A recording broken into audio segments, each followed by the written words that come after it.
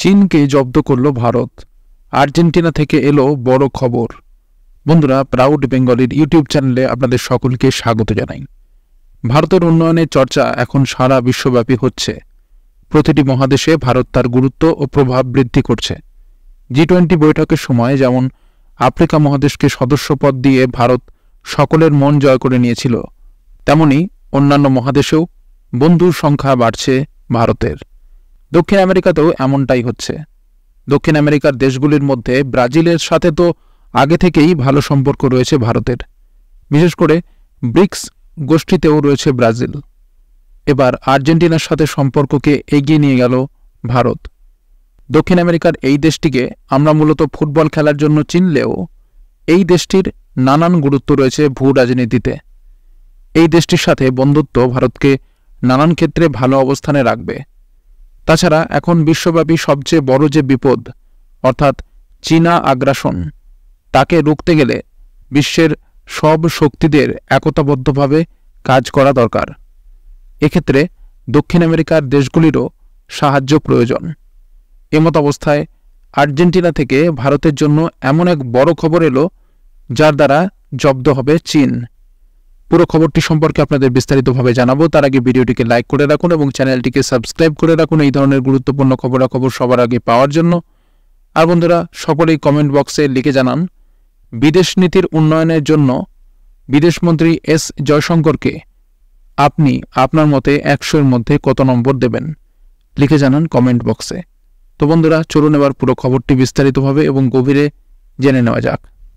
Bharat Argentina সম্পর্কে এলো নতুন জোয়ার, আর এই জোয়ারের প্রয়োজনও ছিল।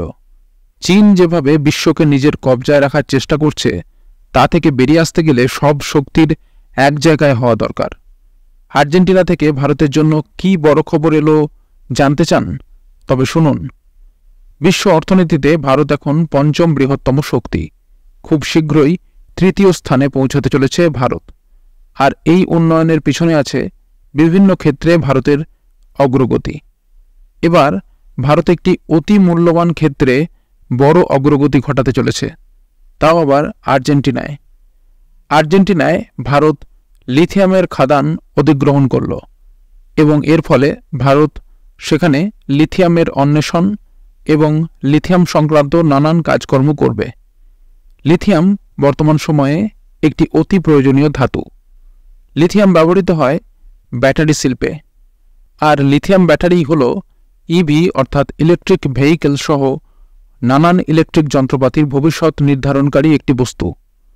ভারত আর্জেন্টিনায় মোট 5টি লিথিয়াম ব্লক অধিগ্রহণ করেছে এবং এর জন্য ভারতের খরচ হয়েছে 200 কোটি টাকা। ভারতীয় সংস্থা খনিজ অন্বেষণ বিদেশ লিমিটেড এবং ক্যামিয়েন এই লিথিয়াম ব্লকগুলি অধিগ্রহণ করছে। সাম্প্রতিককালে ভারতের জম্মু কাশ্মীরেও প্রচুর লিথিয়ামের খোঁজ পাওয়া গেছে, তবে দক্ষিণ আমেরিকাতেই এই লিথিয়াম সবচেয়ে বেশি পাওয়া যায়। এই পদক্ষেপের ফলে লিথিয়ামের জন্য চীনের দিকে তাকিয়ে থাকার প্রয়োজন আর পড়বে না।